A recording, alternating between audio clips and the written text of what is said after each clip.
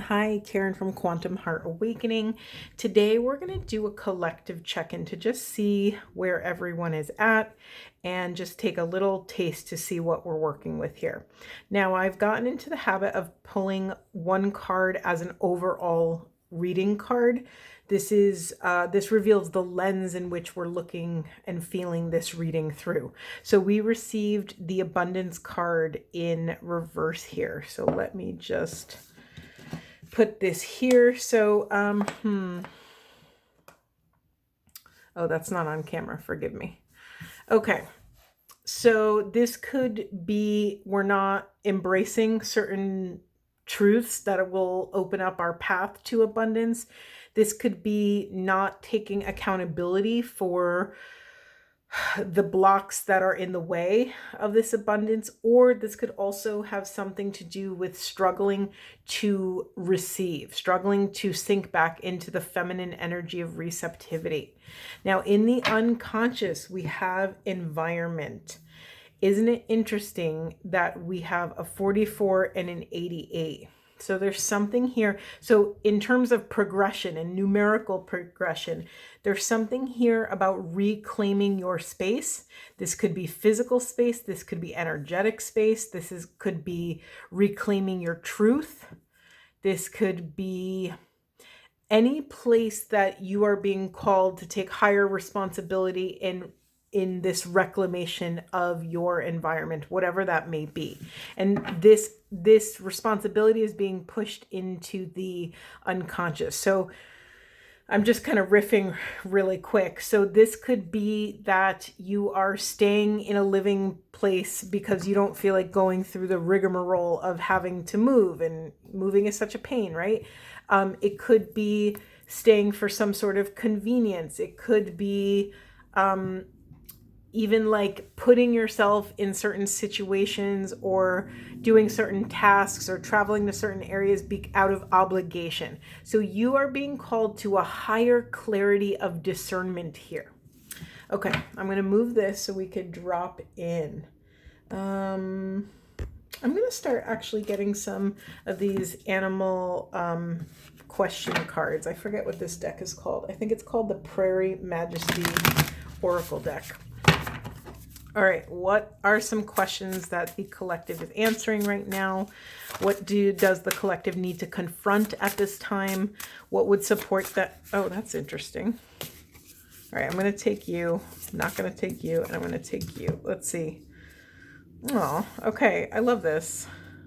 We have this nesting card. Would more tenderness help? And interesting, I was talking about a home or your home environment. Is there something that would allow you to make your home more cozy, to feel more safe in your home, to feel like you can actually build a nest for a future? Also, when I hear the word nest, I think of when parents are preparing for a child to come into this environment, making sure it's cozy and you have everything you might need, really nourishing the environment. And then let's drop into this question. Are some of you confronting... Hold on. Okay, yeah, let me start with this first. Okay. In order to overcome this environment or block to abundance, the question is, would more tenderness help? Is there something that you are being way too hard on yourself for? Is there something that you are beating yourself up for? How about adding a little bit more kindness and grace to your situation? Remember, we are human. We are here to mess up. We are here to experience the full spectrum of flavors of humanity on the planet. That means the good, the bad, the ugly, right? So as you are, falling down and getting back up and falling down and getting back up, can you offer yourself some more kindness? Can you have more grace in that process when you're down on the ground and really struggling with self? Can you just add a little bit more tenderness in the way you speak to self, in the way you think about your goals, your trials, your tribulations, your successes, your failures? Can we bring such love and gratitude to whatever the scenario is gifting us in the moment? I'm thinking of that Rumi poem, The Guest House, where it says, every day a new arrival. Can you meet them at the door laughing? So if you fall flat on your face, or you fail really hard, or you're in the trenches of your shadowy sacred self, can you meet them at the door laughing? Meet these parts of self at the door laughing and share with them, mirror back to these parts of self all of their worthiness, all of their divinity, despite their performance. Can we bring love despite the product of our efforts? Because here's the thing, your efforts don't really matter in this case. You are still worthy of love, right? Your accomplishments don't affect the bottom line of worthiness. You are here, thus you are worthy. That is it. End all, be all, period, end of sentence, right? Okay. And now we have this remember card. What eternal knowing can I access in human form? It's funny because I actually just was riffing on it a little bit in that kind of intuitive channeling rant I went on. But this is a call to access your remembrance, right?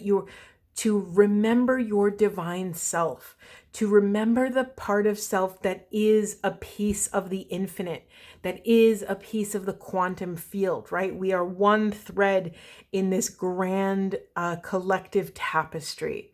So what eternal knowing can you bring into your hearts and minds and bodies that will help soothe the moment?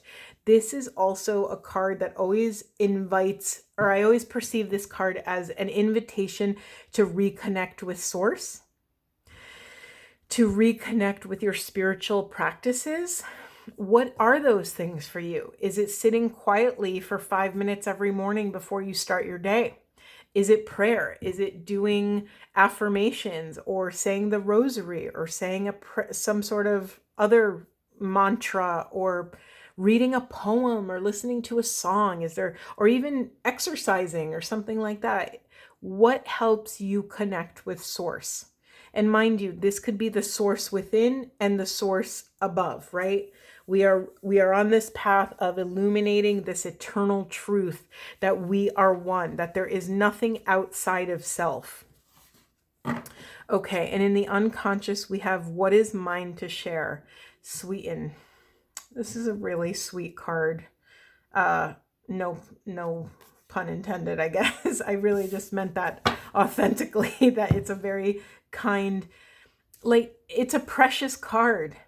You know, how can I love myself enough? How can we as a collective love and honor our individual talents and know that we have something to share with the collective that is unique to us, right? There's something that I can do that no one else can do. There's something that you can do that no one else can do.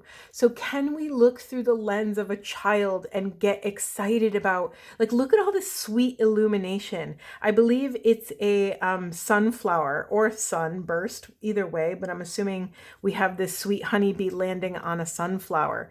And even just hearing me say that, how adorable is that image? Like a honeybee landing on a sunflower. It's so precious to me.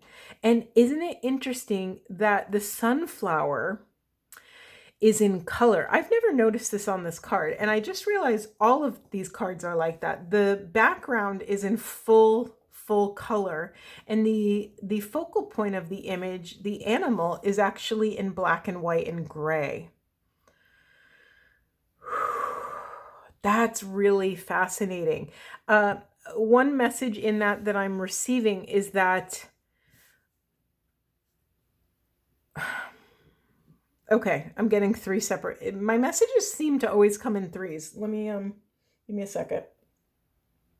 So there's a message in here that it's okay to let our actions and our pleasures and our play be the main event, right? We don't need to be in the spotlight. We don't have to be the one who has the brightest colors. We can let our actions and our energy in what we choose to invest in speak for us.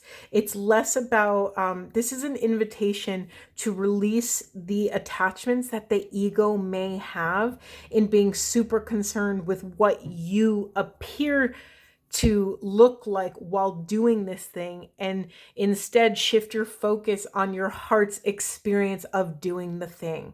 How often is it like we watch someone creating art or playing music, and so often it's not the actual product of what they're building that it moves us. It's that this person has so much passion and is filled with so much desire to bring this art out into the world, and that's actually the thing that is the most moving to the soul. That is the thing that is so inspiring to the spirit, that will ignite your own passion. Okay, really, really sweet and beautiful, beautiful message here. But just wanted to remind you that this sweetness did arrive in the unconscious position. So what is holding you back from sharing the vulnerability of your sweetness, of your preciousness? Can you bring your sacred, pristine innocence to the forefront? Can you allow your sweet innocence to be center stage? I just had the image. There was this video circulating online where there was like a symphony, and the video is filming the entire orchestra, and it's a very formal event, right? As most symphonies are. Everyone's in suits and gowns, and it's the stunning event. And I don't know I didn't know the background of this video, but somebody's child was on stage, and it was like a toddler. It was a very, very small child.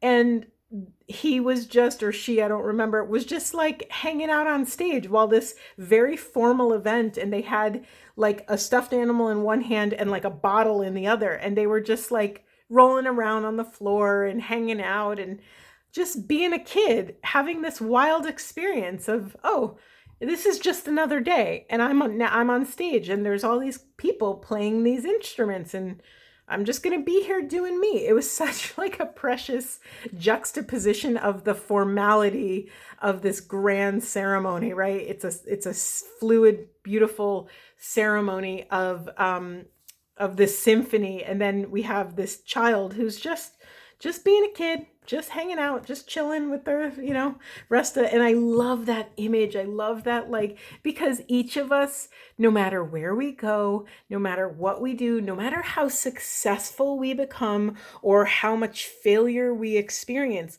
we all have that sweet inner child within us that houses this pristine preciousness.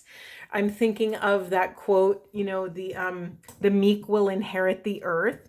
There's like, yeah, that makes sense to me. Of course, the innocent beings who are free with their love will inherit the earth, because Mother Gaia mimics that energy, right? Mother Nature just does its thing. Vines grow into each other, animals play with each other, they hunt each other. It's just this like natural symbiotic ecosystem that happens whether we're conscious of it or not, right? How we feel about the rainforest doesn't make a difference on how that rainforest does its thing, right? We can't affect the rainforest with just our opinions about the rainforest, right? So there's something here, collective, of not to let people's opinions to sully your sweet innocence.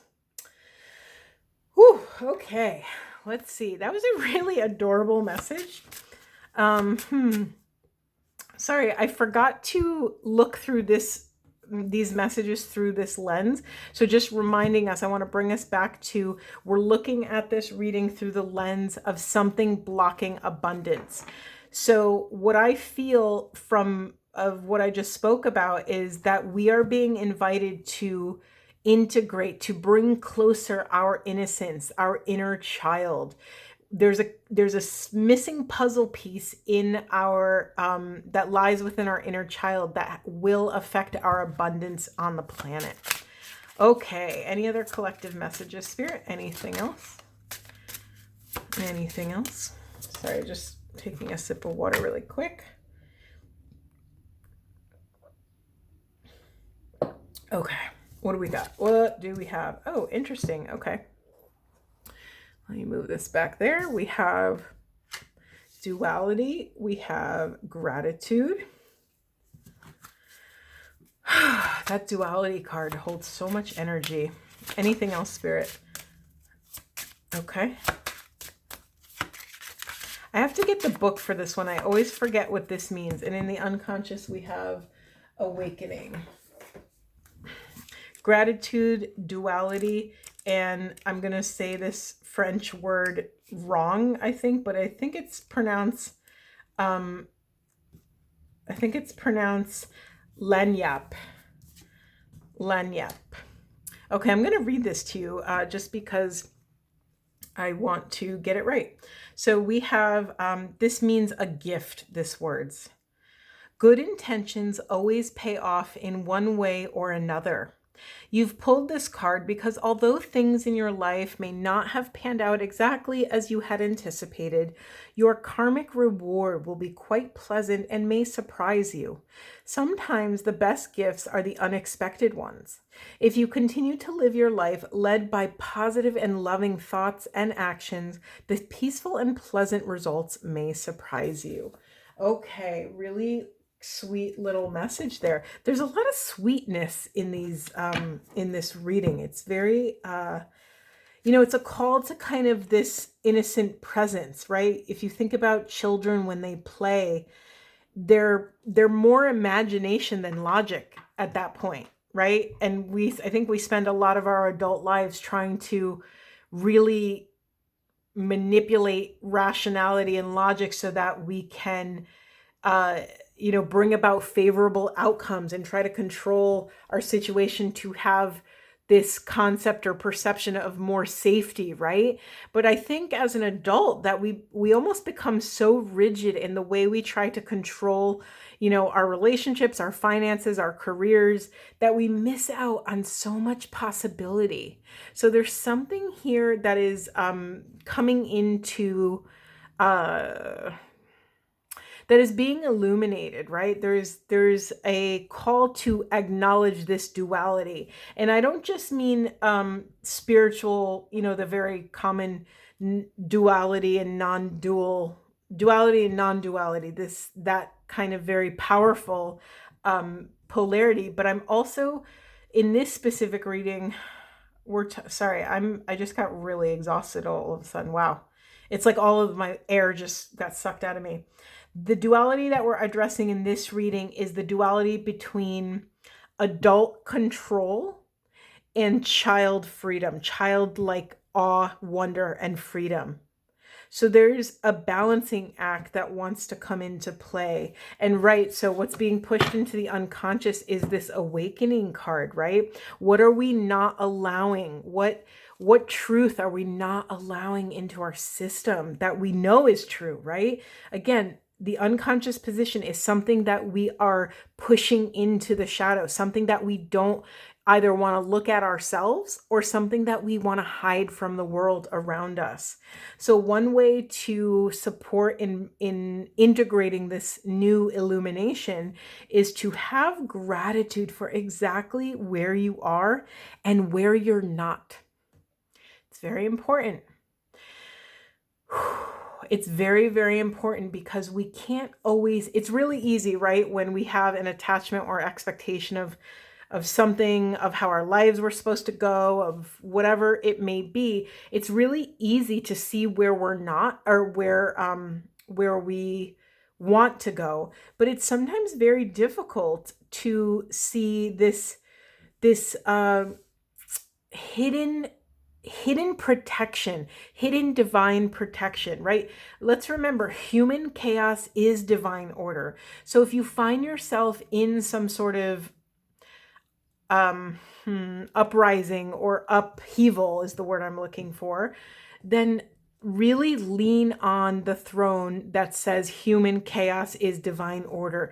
Really trust in that spirit, and the quantum field is breaking your system down so it can be reassembled in a way that is more in alignment with your soul's mission, with your bliss, with your pleasure, with your inner child's deepest passions and dreams.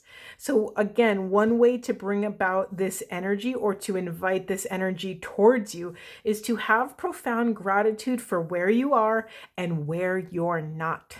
Let us honor that sometimes the divine works, not sometimes, I'm going to dare to say always, the divine works in a way that we are not always privy to the journey. We're not, right? How many times have you found yourself somewhere and all of a sudden something clicks and everything made sense of why you had to go through those things and those obstacles and that breakup and all these things?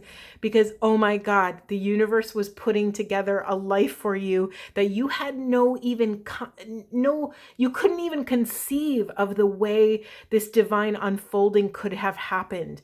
And if you really clung to the fact that it wasn't happening, it might have delayed this beauty from even entering your life. So again, remember to have profound gratitude. When you don't know what to do, gratitude is the answer. Okay, wonderful, wonderful. Let's get some of these. Let's get some specifics. Let's see. Okay. Let's see, anything else for the collective? Any specifics you want to share with us? I'm going to move this unconscious out of the way because it's in my way. Move these down here, and okay, there we go. I needed a runway for these new cards. Okay. Actually, I'm going to put these here. What do we have? Nobility. Ooh, I already really like this. Okay, new love. You know what's funny? When I was talking about gratitude and I was looking at this, so this is my New Orleans deck, and I just love the art. It feels very folk arty to me. And I was looking at this wonderful street in New Orleans, and they're all celebrating. There's so much like movement and music and play, and the kids are out with the adults, and families are here, and the dog, and it just felt like such a beautiful community card. But for some reason in this card, I really did feel romantic love, and it didn't really fit in with the messages I was saying. So I'm laughing because we have new love here. So let's see. Is there anything else, Spirit, before we get into these messages? You know, it's funny. I left space because I felt like we were going to have a bunch of messages. Oh my God. We have new love and we have true love. Oof. And then we have cleanse and purify in the reverse. Okay. So this cleanse and purify in the reverse, I'm going to go straight to it right now because you're being called to do this work so that all of this deliciousness can align for you. In the unconscious, we have this warrior princess card, which I cannot tell you how many times this card comes out for, all of my weird, diverse readings that I do. It always, is that on camera? That's not on camera. I'll leave it here for now. All right. There's so many things, so many things. Okay, those of you that have listened to my readings know how often I talk about throne energy. For me, throne energy is that it's a vibration, and it is also a place where we can rest. We can trust in the divine regal nature of our higher selves, right? Our exalted higher selves. And we could trust in the divine unfolding of things. So we have nobility, we have new love, we have fidelity, which is very fascinating to me, and we have true love. Okay, I'm just being called to say this exact phrase. We are being called to have fidelity to what ignites our passion on this spiritual path, to be faithful to what is calling us. It's very easy to ignore our intuition, right? You've heard me do these masculine readings, the feminine readings, the twin flame readings. And how often do I talk about honoring the mission, honoring your heart's deepest truth, trusting in source that you will not be led astray on this journey, that what you desire desires you, and the universe is open, ready, and willing to match that energy, but it first has to emanate from you, right? It first has to start in the Carolyn Mace always says, the 3D world, the realm of matter, is the caboose of the train, meaning it comes last. In order to bring about change in the realm of matter, we have to first anchor our truth in the realm of spirit, in the 5D or the quantum field, void space, consciousness, whatever you want to call it. So there's something here, collective, where we're being called to remain extra faithful to whatever our path is, whatever is pulling on the holy, I don't even want to say pulling, I want to say yanking. What is yanking on these threads of your holy longing? What are you yearning for in this life? Seriously, what are you yearning for? What is that thing that you don't let anyone know about that you deeply, deeply desire? You don't have to tell me. I mean, feel free to if you would like to share it with the collective and put it in the comments. That's beautiful. But the most important place that you share it with is with yourself. Because once you claim it and know that you are worthy to claim it, that's when the universe starts feeding off of your vibration and is so excited and ready and open and willing to gift you and to match your vibration and gift you your deepest desire.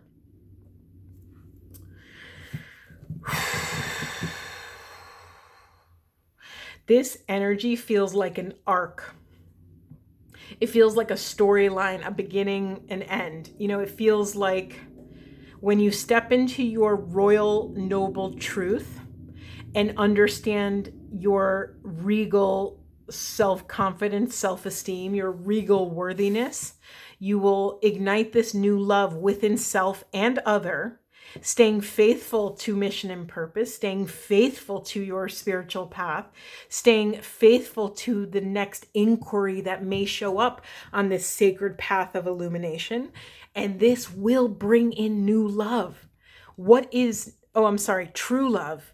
What is another phrase or word for true love? Aligned love, authentic love, love that doesn't harm, love that doesn't fear or instill fear, love that doesn't abuse or manipulate, true love that does nothing but want to unfurl for you and with you and celebrate you.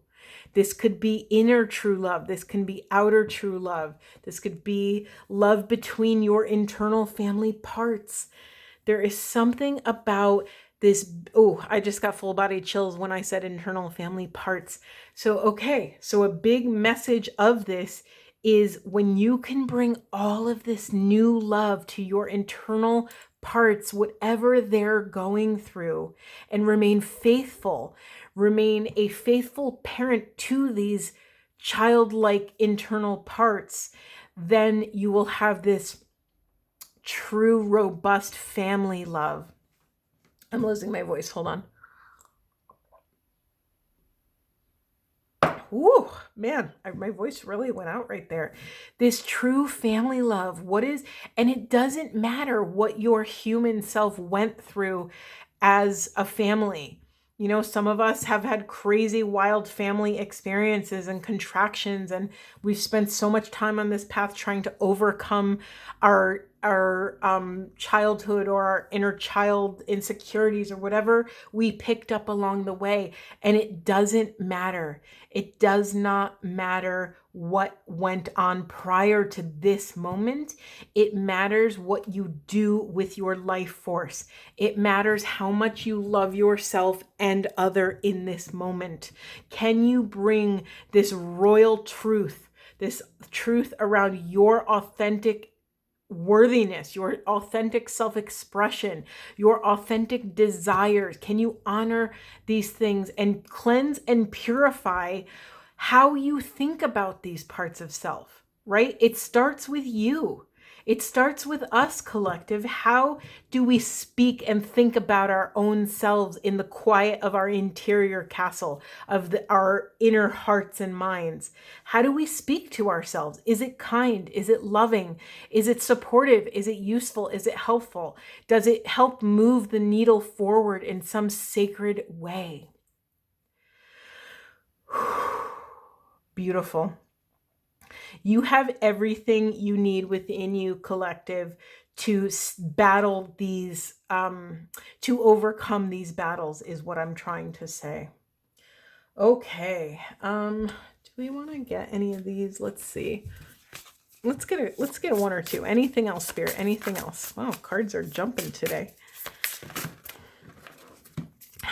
Okay, what do we have? Healing, good luck, and career. Oh, that's interesting. Didn't we just get these cards together in another reading? Not career. This one, I don't really remember that, but maybe, who knows? I do a lot of these readings.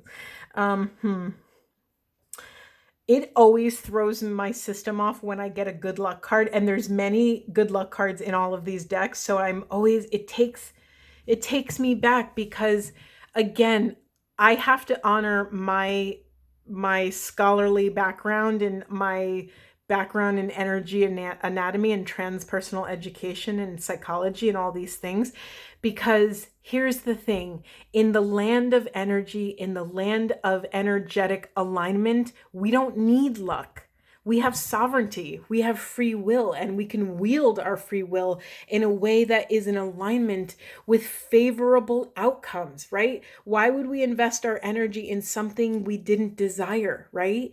Maybe, we do that, right? Maybe out of obligation or responsibility. But is there a way where you can invite yourself to explore, okay, what is a win-win scenario? Yes, I have these duties. Yes, I have obligations and responsibilities, but how can I make this a win-win situation for myself and the person on the other end, or the job or the career or whatever it is? So there's something here about healing your relationship with career. This could be healing your relationship with money. Anytime, I'm just going to say this, and I'm going to just put a disclaimer on it, that this is my personal opinion. I think our relationship with money, because it is so intimately connected with our own survival and our root chakra, is one of the biggest things that affects our sovereignty and personal power. So until we can make our living in a way that is an alignment that feeds us, which both literally and figuratively feeds us, puts food on the table, but also feeds our soul, feeds our spirit. There's a piece of our sovereignty that we're giving away to our employer, our boss, or the way in which we make money. And so my journey on this path is to help others call these pieces of themselves back home to self, call their any fragments of the soul back home, and to step deeper into their own sovereignty. That feels delicious. I'm going to end it there. Sending you all so much love. I hope this was supportive. Please take care of self, ground, hydrate, nourish, and move the body. Beautiful.